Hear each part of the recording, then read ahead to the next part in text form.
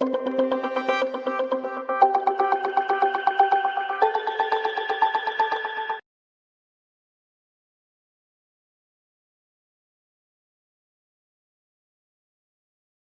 this week's media room live stream.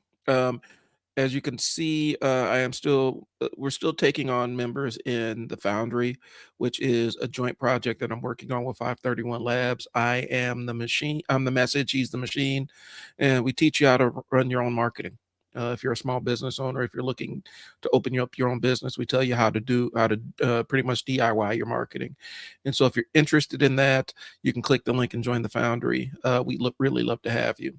So I just finished, like this last Friday, I finished the full build out of the install of my first studio on a box. Like that's my white glove service. And so I have some takeaways and some things I want to share with you guys. But that's kind of, and I'm going to go into why. Um, I have a bias towards webcams when it comes to creating, when it comes to studio setups that are just sitting like talking head kind of stuff. I have a bias towards webcams now. And so I'm going to kind of explain what my thought process is for that. Hold on one second.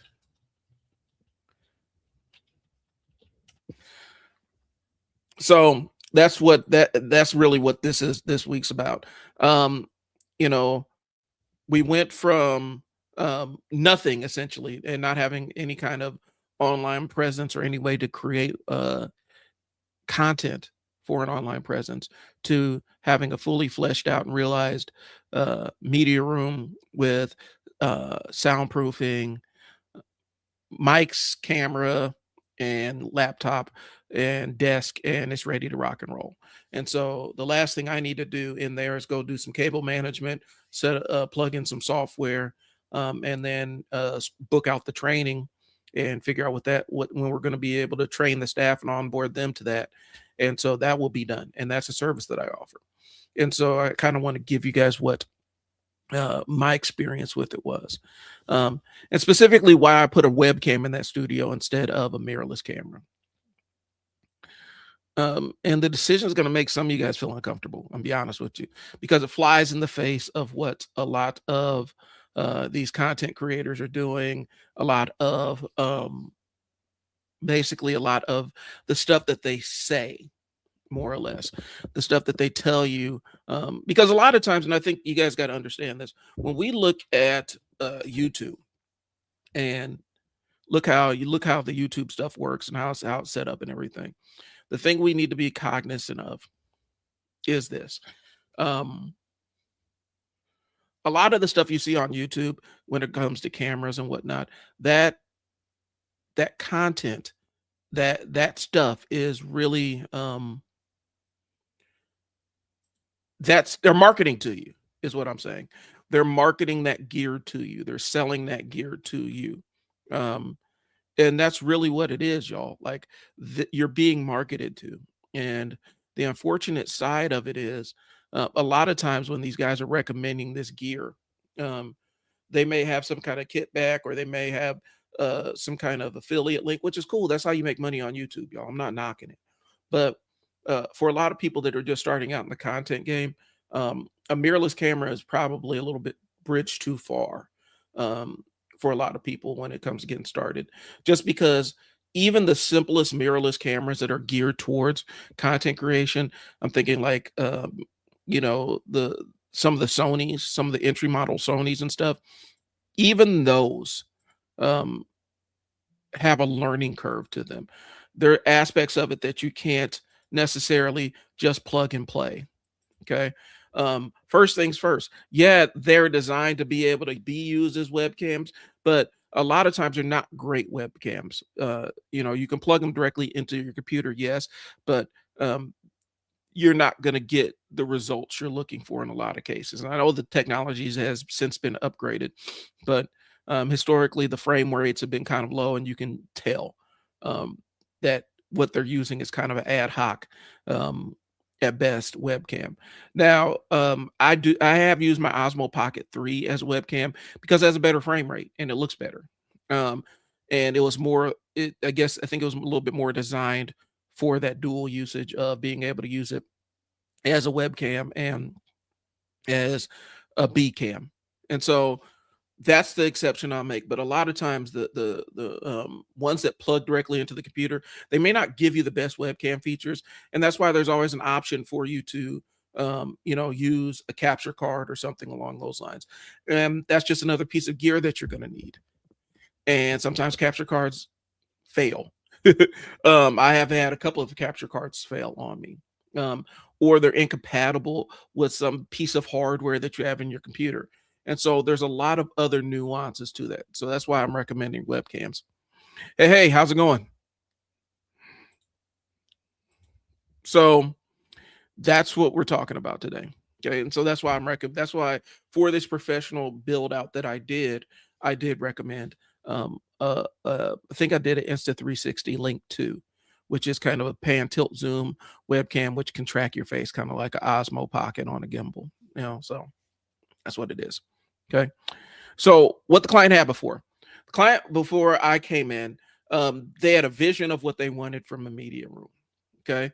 But what they did add was a blank room that they needed to do some construction on in order to make it the way that they wanted to be for their agents to go down and record stuff. And so they had to go move pipes around and a couple of other things and do a little bit of demo work on it. And so what I came into was a blank room down in the basement, right adjacent to their conference room. And it had a throw rug in there, and the throw rug was by my recommendation because I figured, I said we're gonna need something to absorb sound in here, and a rug kind of helps that, and then we can get some sound paneling or whatnot. Good, I subbed. Thank you, thank you. So, yeah, stay tuned if you guys want to learn a little bit more about this because I just did a professional install of a video room for a real estate agency, and I'm kind of walking through my thought process on how I did this. So, um, I went in there as a blank room and everything, and we just had an idea. And so, first thing I did was an audit. I audited all of their social media presence, and came up with an entire, basically where their opportunities were, where the gaps were, what social media platforms to lean into and invest time into, and which ones to abandon and run away from screaming. And I'm just, this is spoiler alert, I guess. As long as I've had a marketing agency, the one platform I've never recommended my clients post content on or build out a content engine on is going to be X, Twitter, whatever you want to call it. I don't steer my clients toward. There's a very narrow group of clients that I would recommend towards Twitter. More times than not, if you're running a business, um, I would stay away from it. It's too volatile. People on there are looking for a fight every time you post something. And it's just not a good way to grow your business, especially if you are in the business of doing business. Twitter is where people go to front and go to posture and go to moralize at people. Um, and you can be anonymous and all the other stuff. It's just not a good place if you're serious about if you're doing any kind of service-based business or serious business with people. There's no need to be on Twitter, and so we instantly knock Twitter out of out of consideration for a content channel. Now, if you're a comedian, if you're a writer or something, Twitter could work, you know, but more times than not, there are better options for you to invest your time and money into that you're going to get a better ROI. And I'm telling you from experience, because I've put money on behalf of a client, I've put money into ads on Twitter, and the result was dismal. And Facebook destroyed it so bad it wasn't even funny in terms of ROI, in terms of what business we actually got. And so anyway, that's really what that is, and that's just that's 15 years in the game and running hundreds of thousands of dollars of ads and things along those lines. Um, Twitter is just not the investment that one needs. Okay, so I come in, I think that'd be last Tuesday. I walk in, and I kind of laid eyes on, and I knew what I was getting into, but I had to put together a motorized sitting standing desk that didn't really follow the instructions. I had to drill some holes and do a couple of other things that I wasn't anticipating on doing. The chair, setting up setting up the entire rig. So all the mic arms, tripods, all the stuff that the camera was sitting on, and plus setting up my lights. I have one light that was up here to kind of shine down so they can pick and choose how much depth they wanted to add to their the video and stuff. Like I went and did the whole setup for them. Okay. And I wanted it to be as simple as possible. And so that's really the way I designed that studio. And that leads into why I chose the webcam as opposed to going with some kind of mirrorless camera with a capture card attached. Um, because even now, the cheap mirrorless cameras, you can get into a pretty cheap mirrorless camera that will work with a capture card for anywhere to 300, 400 bucks. And that is dirt cheap for a dedicated camera. And that's the problem. 300 to 400 bucks is dirt cheap for a dedicated camera. That is blowing the budget up for a lot of people, especially in an era where you can literally plug your smartphone in to your computer and use that as a webcam. Okay. Um, Once you start playing the camera game, and I've been telling people this, once you start playing the camera game, it gets expensive real fast. There are the prosumer cameras that you see a lot of people talking about on YouTube about. Um, like those are like, I think you can get like a Sony A7S III, and they're old. That's an older body. That body's been around for a couple of years. But you can get an A7S III for like, I've seen some aftermarket for like $3,200. Seen them brand new for 35. I've seen the price point go up and down just based on the availability of those cameras. But the ones I see them using now are like the Sony is it A7R5s and all the other stuff. You'll see them specifically in the NFL. They'll have those on gimbals, and they'll be walking around with those when they need to go get shots in the end zone or whatnot. After somebody catches a touchdown, they'll use one of those mirrorless cameras on a gimbal and capture that and then transmit the footage. They have a transmitter attached to it so it can transmit the footage. Um, on Hollywood sets, those are considered disposable cameras, like a Sony FX3, which is their cinema line, which is one of their entry level cinema line cameras. Um, those are made more from cinematic shooting or whatnot, even though they lack a lot of the features that a dedicated cinema camera does have, like the ability to change the shutter angle and all kinds of other stuff like that, that more expensive cameras have. Those cameras are like $3,500 for the body. Um, and they're considered disposable. Those are the cameras that you can mount on a car and crash the car into a wall and capture the footage. Those are the cameras that are meant to be destroyed. It's $3,500. For me, a $3,500 camera, that's my workhorse. That's going to be my main camera. But for them on those Hollywood shoots and whatnot, a $3,500 camera is disposable. And that's what I'm saying. The camera game gets really expensive because the cameras that aren't disposable to them run anywhere between $20,000 and $60,000.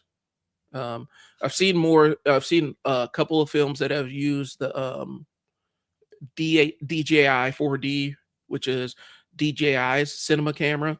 And that's, that you can get that for like 10,000 bucks, and that's pretty cheap for a professional cinema camera. But then when you buy that, you still have to do storage, and the storage ain't cheap on those. Some of these cameras that have, and I mentioned this on a live stream last week, some of these cameras, they say you can shoot in 8K. Well, yeah, you can shoot in 8K, but you're going to need a CF Express card, I think type A, to do that. And those CF Express cards, they'll start at about $1,000, and you don't get much storage on it. You might get, 256 gigs on it, and that's it. And so when you shoot your 8K footage, you're shooting maybe about 10, 15 minutes of it, and then that camera, that card is done. You got to replace that card with another card, and you're going to fill that one up too. And so it can really rack up. Some of these cinema cameras, a little bit older bodies, they actually, some of them have like hard drives that you can attach to them, and the hard drive storage is expensive too. Okay. And then you start getting into licensing things with different codecs and there's all kinds of other things that you need once you get invested into cinema camera world. And so I'm saying all that to say this. When you start playing the mirrorless camera game, it scales up to more professional grade cameras, and it's not necessarily Max B. What's up, Mark? How you doing, man? Once you start playing that camera game, it gets really expensive really fast. And so um, I'd rather spend that money on an expensive webcam that can do 4K, that you can, if you wanted to do 60 FPS, you possibly could.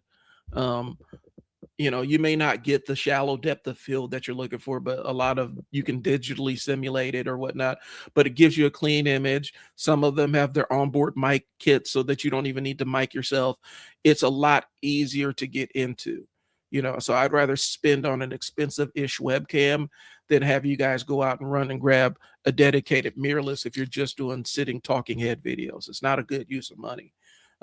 Now, if you're doing videos where you actually have to move around and stuff, then we need to start looking at cameras that can facilitate that a little bit better. And even then, there are, action cams are pretty good. I'm into the DJI Osmo Pocket. Like I have all of them. This is the two right here. This was my little workhorse for a number of years. So I've got the 1, 2, and 3, and you can still find those used on the used market for pretty cheap if you need a camera to just walk around with. I got my DJI mic mini kit for like $79, and that's a full wireless mic solution. And it even comes with the transmitter so you can plug it into your phone or plug it into your laptop and stuff like that. So I'm about inexpensive solutions for this stuff that can deliver high quality stuff. Okay. Way off my outline, but Max B. Um, and so that was really the intention of why I picked the webcam setup, because I needed something that somebody could just plug. So I could set a agent down in front of. They can push a button and record what they need to record without having to make it difficult on themselves. So if anybody out in there has, if you're doing any kind of recording right now, what kind of cameras are you using? What's your setup? Go ahead and share it in the comments and let me know. Okay. So the lighting situation. So with the lights, I'm using, I think, a Godox, and I think I have it like this. I'm using this. This one's this. Okay. And I put a diffuser on it to kind of diffuse it and give me a better look. I like the way that it diffuses, like the way it plays with the shadows or whatnot. And I have another light over here that's supposed to be my hair light, but I have it bouncing off the wall just because I like the look a little bit better. Um, I'm saying all that to say this: cameras matter less than the lights that you use. Okay. And lighting actually solves a problem. It's not about the brightness, but it creates separation between you and your background. So it gives your image a little bit of depth, and it can make you look a little bit more professional, it can make you look dramatic. There's all kinds of other ways that playing with the lights can affect you, and it's actually more important than what camera you're shooting on. Okay. And so the lights I went with, and I wish I could put the product list up here, but I'm still doing the build out, and so I'll probably share my entire product list with you guys next week. Um, I'll actually, you know what? I'll drop a link to it in my chat or in the comments if you guys are interested in it. But I did pick these Amram panel lights. Um, they're nice lights, and they're not the professional lights, but they're made just for live streaming, and that's really what you need. They're diffused. um you can do, you could play around with the brightness on them and the hue and stuff like that. Really good lights, and it gives a decent look. You don't need professional quality lights, because once you start getting the professional quality lights, you're getting the professional light stands and all other stuff. Only reason I have this stuff, the only reason I have this stuff is because I do this to make money. I use this stuff to make money. And so that's why I have the more professional ones. If I could, if I was just setting up for me, I would go with the simple panel light from Amran, and I'll show you what it is.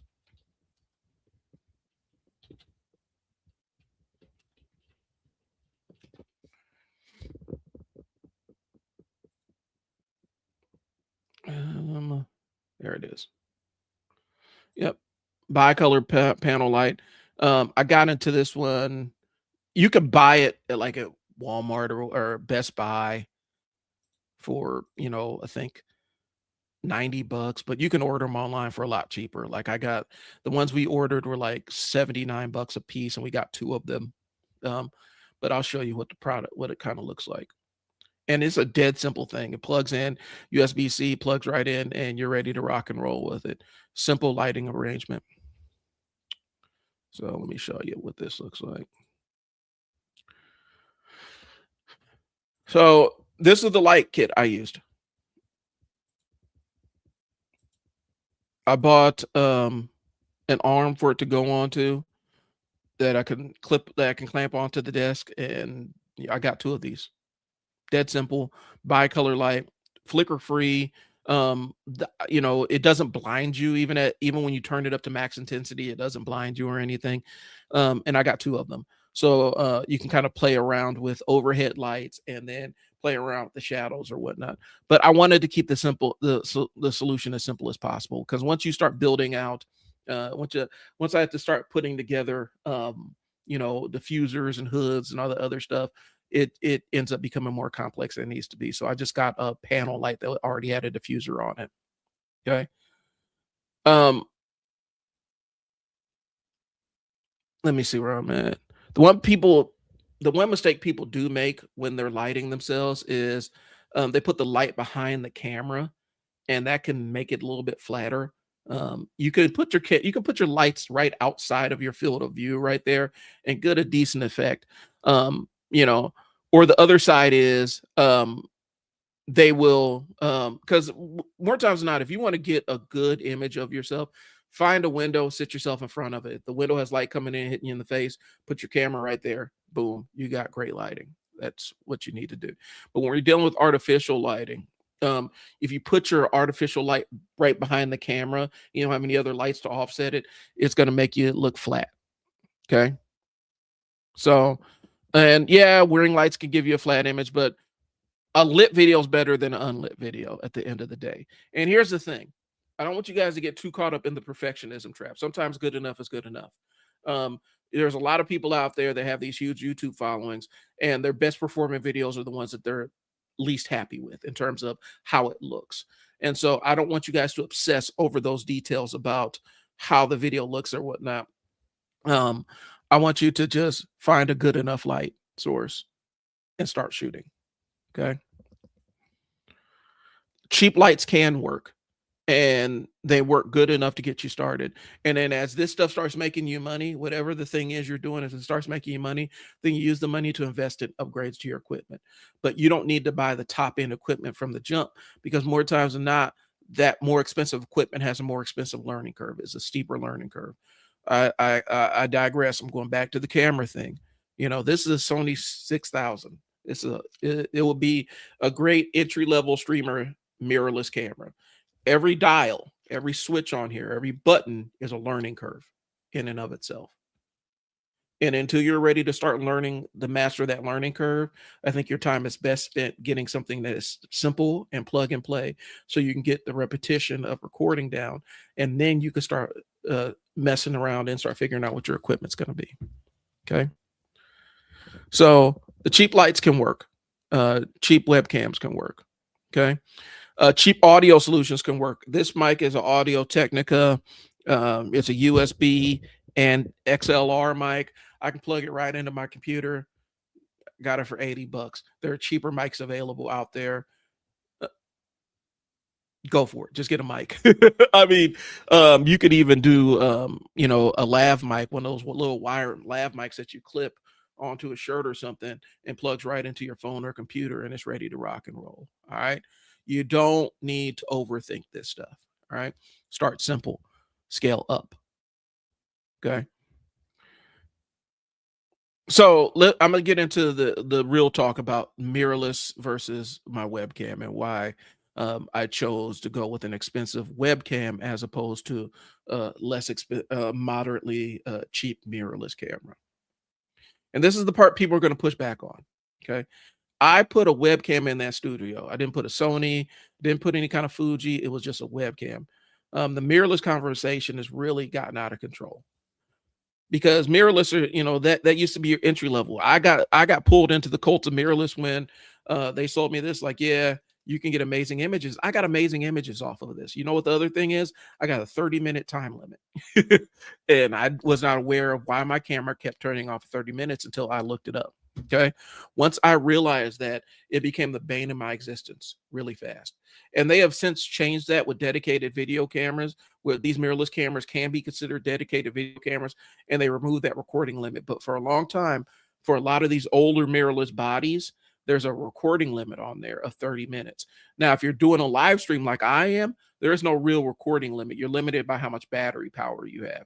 And if you put a dummy battery in, you can plug it in to the wall and it can run forever. But I got pulled into this mirrorless discussion, um, and they hyped this camera up, and it's a great camera. Like, I will still use this, the 6000. I will still use this occasionally for B-roll shots, but I can't really use it for any kind of recording on the camera, just because it has a 30-minute time limit and the battery is not great, and I always have to have external power to it. This is the one I got, and this was my workhorse for a long time. I got this one used. This is a mirrorless camcorder. They don't sell these anymore. This has a replaceable lens on it as E-mount lens. I got this for like $500. This was my workhorse. You can take the lens off. I could switch it out. I could put a $3,000 lens on it and have amazing looking footage. Or I could put a $20 lens on it and have good looking footage. I don't have to worry about time limits with the camcorder. And it was kind of a best of both worlds kind of situation, because the way it's set up, I can, play around, do zoom and all the other stuff, but also get depth of field on it. Decent little camcorder. I think this was a Sony, was it? Hey, I can't even remember what this was. I'll put it in the links, but this is a decent little camcorder. A lot of good work is getting done on camcorders, y'all. Like, you don't have to have professional setouts. When you see these people, like when you see MKBHD and Mr. Beast and all them, I think MKHB last time he said he had a red camera that was like a $80,000 red camera. You don't need no $80,000 red camera. All right. So mirrorless conversations got on hand. Mirrorless image quality is better. Shallow depth of field looks the best. And if you're producing cinematic content, it makes a lot of sense to go with the mirrorless setup. If you're looking at, if you want to off the rip produce stuff that has super high production value, yeah, then a mirrorless can work for your live streaming setup or your recording setup. I really don't care about that stuff. I just want to get people recording, and I know that right now on the internet, lo-fi content, self-generated content, or UGC stuff that looks like it was shot by a regular person outperforms commercials. It's outperforming these professionally shot commercials by a wide margin. We're talking about 40% click-through rate compared to more cinematic and professional looking content. So stuff that looks self-shot is going to outperform stuff that looks like a whole team was invested in creating it, a whole production team. So take that for as business owner, take that how you want it. But it doesn't have to be that level of complex. Okay. But I chose a webcam because the client isn't a camera operator. And the people that are going to be operating the camera aren't camera operators. And so I didn't want to have a complex setup where I have to teach them all the different bells and whistles on the mirrorless body. A webcam, you just turn on the computer and start talking. Okay. So mirrorless camera, you have to manage focus. You got to worry about battery. You got to worry about exposure. Got to pick the right capture card. There's a lot of other things that go into a webcam. Plug the damn thing in. It works. It keeps on working until, one day it decides to go up to the little webcam heaven and fry itself. But you don't have to worry about that. These webcams are kind of built to last. So that's why I decided with this specific install with the webcam. All right. I'm an audio man. My setup. Canon 600D, ever media capture card for basic HD streaming at 30 FPS, and a cheap ring light I got from Facebook Marketplace. Let's go. That's what I'm talking about. Do y'all see what I'm talking about here? It's a simple setup. And so he is using I think the 60, is that a DSLR? I think that's, yeah. But he's using you know, a simple plug and play setup. Now, again, for my client, that would even be more complex and I would run with them. But you know how to work the equipment. And so when you know how to work the equipment, yeah, you can get aftermarket stuff, buy a capture card, and be ready to rock and roll. Um, I'm all about simple setups. Like I said, I shot so much professional work on this, like professional work that I got paid for, that this paid for itself within this could pay for itself within a month. Okay. Dead simple. I'm not about expensive cameras. And I'm telling you guys, the media room is going to be my production studio. When you come into my studio, you're going to see small cameras everywhere. You know, the only camera that I want that's going to be a big camera is probably going to be a FX30, a Sony FX30. And that will be more for actual professional suit and tie button up work. Now, audio quality is a different thing, right? Because audio is more important than your video. People will sit and watch a bad looking video. They will not watch a video with terrible audio. It will not happen. People will turn it off because more times than not, we're listening to the video as much as we're watching it, if not more. How many times have you been sitting around and you just put on a video for background noise or put on a video to listen to while you're doing something else? You're not necessarily watching the video, you're listening to it. And so if your audio is janky, people will turn you off in a heartbeat. Right? And that's not just business. That's like all forms of content that go online. All forms of content. Your most important piece, the signature piece needs to be your audio. That's where you need to invest your time and energy into getting your best audio. Okay. And unfortunately, some of these cameras do have onboard mics. They're okay. But I would upgrade your lights and audio before you mess with anything else. So, yep. Audio is important. It's more important than anything else. And a lot of these guys on YouTube, again, I love a camera. I love Potato Jet and all these other guys that do camera reviews, right? But I also understand that they're in the business of marketing these cameras. That's why Sony sends them a free whoop-de-woo whenever they need it. Whenever they're releasing a new camera, they send them a free version of the camera to test because it's marketing for them. And they'll put them on an embargo and say, yeah, you can do your review for this channel, but you can't release the review until this date. And that's how it goes. So they're marketing the cameras. I'm gonna tell you, like this little one right here. This is my Sony ZV-1. I've done professional work with the Sony ZV-1. This is a little tiny camera. It's a point and shoot. Okay. It's not really made. I don't even think I have it charged up. It's a little point and shoot camera, but it works. I've done paid work on this one. Okay. The webcam is the weapon of choice that I use for this install. And the one, if you want a recommendation, I tested it out before I got it, but Insta360 Link 2 was the camera, and it's a solid web camera. It has a great look on it. The one I'm using right now is an Elgato 4K with a black mist filter on it. I'm using a webcam myself. I have my more expensive camera up here. I don't know if you guys can see it there. You can see the bottom of it.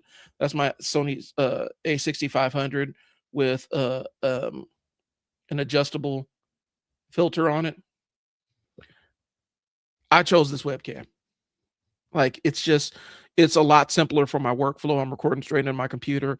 All my settings are on my computer, and I can just edit. If I need to change the framing or change the contrast or change exposure and all that other stuff, all I got to do is pop open the app for it and clean it up. I don't need to do all that stuff. You're right. I had so many productions just because they invested in everything but visual in everything visual and camera operators. I had to teach them that you need an audio team and a visual team, and I had to be the audio team on my own. I got into that.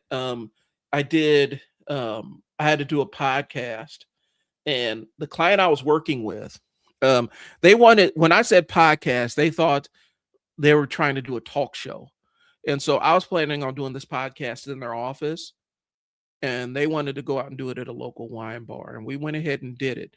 Um, and that was my first. I did it 2 times. I did it. That was one of my first and last times of doing a live shoot, because not only was I running camera, I was running lights, and I was running sound all by myself.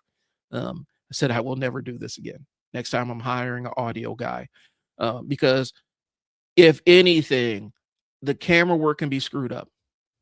The camera work can be jacked up. The audio cannot. And that audio was the single biggest point of pain that I had in finishing out that podcast, and that live shoot. I had to mic the crowd. I had to mic 3 people, actually 4 people who were talking, and it was a lot. I was doing a lot, and so I wasn't necessarily pleased with the audio, and I realized this is the most important part. The audio is hugely, hugely important. Um, all the other stuff doesn't matter as much. But if you get a good light and a decent camera, you're good. Audio, that's where you want to focus your time and energy onto it. All right. So the reason why I chose the webcam is the client is not a camera operator. Okay.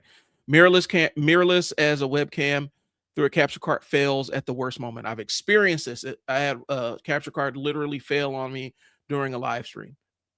It just said, nope, and just gave up the ghost. And it wasn't a complete failure. There was a driver issue on the computer, and it wasn't liking the capture card anymore, and I had to go through and fix a bunch of other stuff. That's another point of failure. The more different ways you have to connect something, there are more potential points of failure you introduce. So I got to plug with this. If I use the capture card setup, I got to plug in HDMI cord to this, plug the capture card into it, plug it into the computer. That's 3 or 4 different points of failure, as opposed to me plug the web camera into the computer, and that's it. There's 1 point of failure. So if something goes wrong, it's either the webcam or the port or the cord, and I can replace any one of those. If something goes wrong with this, I have to reverse engineer. Like, well, is there a driver issue? Did the capture card die? Is my cable jacked up? Is it actually the camera that's messed up? There's so many other points of failure that I just went with one. I just went with the webcam for them. Okay. And it's a lower failure rate. If I'm having to move arms around that have my cameras and stuff on them, now we're introducing an opportunity for things to get broken and things along those lines. I don't want to do all that stuff. Okay. The image to quality gap is smaller than what people think. Okay. A 4K webcam plus good lighting beats a mirrorless camera with bad lighting. It's going to do it 100 out of 100 times. Plus the setup has enough versatility. If they don't even want to use the webcam, they can plug their phone into the computer and use that as a webcam. Okay. Lighting does more for your image than the camera does. We talked about that. And audio is the most important factor. Okay. So if I was, all right, got another comment here. I have found using the webcam on my MacBook Pro with a ring light is decent enough for basic things. I want to showing you that's what I'll do. Less junctions means less potential issues, right? That's how it is. And that's what this is me teaching business owners, man. Like, make it simple on yourself. You don't have to have these all expensive layouts and everything. This was my workhorse up until I upgraded. I had this little Elgato face cam. I got it for like $60 on Amazon, refurbished, and it held me down for a couple of years. And people couldn't tell. A lot of people thought I was shooting on an old mirrorless, just because the gap is getting smaller between image quality, right? It doesn't make any sense to invest that level unless if you're just sitting in front of a camera talking. It doesn't make sense to do all that stuff. All right. Where we at here? All right. Now, when I would choose a mirrorless camera instead, if I'm doing like a videographer, or photographer, or channel where production value is the brand, then yeah, we're gonna go more mirrorless. We're gonna find a mirrorless solution for that. You know, if somebody already owns the camera and they know how to use it, I'm not gonna force them to buy a new camera. I'm big about go with the camera that you have. But I can also, I can give you equipment lists and kits and stuff like that. But if you already have a camera, I'm all big about let's maximize what you have and see if that can meet your needs. Okay. Um, and this is not like the webcam thing isn't like a universal recommendation, but it's pretty universal because more times than not, if I'm talking to somebody who's never done it before, I'm gonna say use your webcam. Just so that you don't have to you don't have to deal with all the other stuff. I wish somebody was there to tell me that when I first started, because I jumped right into a mirrorless camera and immediately felt the crunch. Okay. The question to ask before buying any camera: Will this camera and will this setup make me more likely to record or less likely to record? And I could almost guarantee you that the one that's going to make it more likely for you to record is going to be this setup that's the easiest for you to just plug and play and get started. Okay. If it feels like you're less likely to record because the setup is a pain in the butt and you have to do a bunch of adjusting on the front end, you're probably not going to build the habit of recording. Okay. And that to me, that's more important. You have to flex the muscle of recording. Okay. So that's my take. And that was kind of the philosophy I had walking into there. Okay. So the three takeaways are the best studio is the one that you actually use. That's the most important one. Fix the light and the audio first. That's number 2. And if you're waiting to get the right gear, you're waiting for the wrong thing. The best gear is the gear that you already have and that you can use quickly. Okay. If you want to consult about this, go ahead and leave a chat. Leave Drop Studio in the chat, and we can sit down and talk about what the service looks like. Because this is what I do, and this was an install I do. Next week I'll have my pictures and everything to kind of show you what my before and after look like. This week's assignment, before I get too far into it, because I need to provide you guys an assignment. Last week, I think it was we had the week before we had you come up with 15 topics. That week, last week, I think we had you pick one and record it, if I'm not mistaken. Okay. This week's assignment is kind of in line with getting your studio set up. Okay. And so I want to do a one-room audit. I want you to walk in the room where you would record if you had hit record tomorrow and take 3 photos. I want you to take one photo of the wall or background behind where you would sit, one of your window situation, that means where your light's coming from, and one of the corner where you would set your light up if you had one. Okay. And then answer these 3 questions in writing. All right, one sentence each. And I'm reading off my script here. What is the biggest problem with this space right now? That's number 1. Number 2, what is one thing you would change this week without spending any money? And then number 3, if you had $100 to spend on this space, what would you buy first? Okay. Post your photos and answers to those questions in the comments or the community. I have a free community, I have a paid community. You can post it in either one. And that's going to be the assignment for the week. Okay. And I'll review every photo that you guys post, and kind of leave you my take on it, and give you a little bit of feedback, and maybe I can help you get started with your own studio. Okay. And so, like I said, that's what the assignment is this week, guys. If you guys are interested in the build out or you want to learn more, I will go ahead and drop the link for my registration website that I whipped up. Shout out to Manus, bro. But I will drop the link for that so that you guys can kind of look and see what I'm offering. If you're interested, you know how to find me. I'm here every week. I do appreciate you. Thanks, Mark, for jumping in, bro. I appreciate you. I do this every week, man. So if you want to jump on and one of these days and we can sit there and talk shop about audio and all that other stuff, I'm down for it, man. Just hit me up in the chat, let me know. I'm gonna go ahead and drop the link. If you're interested to the link to the media room, I believe that is already up on the screen. I need to double check.